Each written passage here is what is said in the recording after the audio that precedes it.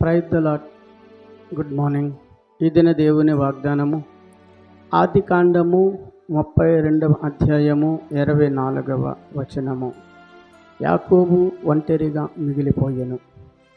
అవును ప్రియ సహోదరి సహోదరుడా, యాకోబు తన మామ అయిన లాబాను ఇంటి యొద్ద నుంచి వచ్చుచుండగా మరి తను ఆ యొక్క గవిని సరిహద్దులలో ఒంటరిగా ఉండి మరి దేవునితో పెనిగిలాడి తనకున్న భయమును బట్టి, తనకున్న అననుకూలమైన సమయమును బట్టి దేవుని ప్రార్థించినట్లు దైవలేఖనం వివరించున్న రీతిగా మరి దినము నిన్ను ఎటువంటి భయాలు ఆవరించున్నాయి, ఎటువంటి భయాలకు లోనైపోతున్నావు?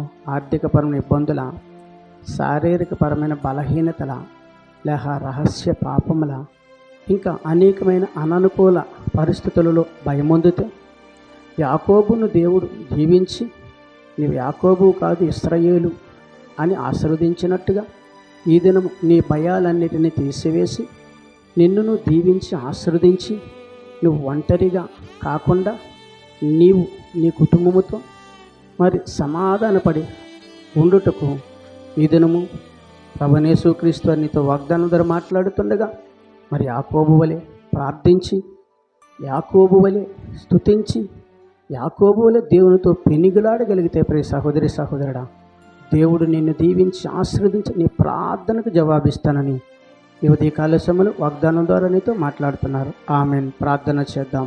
సకల ఆశీర్వచనములకు కారణభూతుడైన మా యేసు ప్రభువా, నీ ఘనమైన నామానికి స్తుతులు స్తోత్రాలు, నీ సుందరమైన నామానికి లెక్కలేని వందనాలు.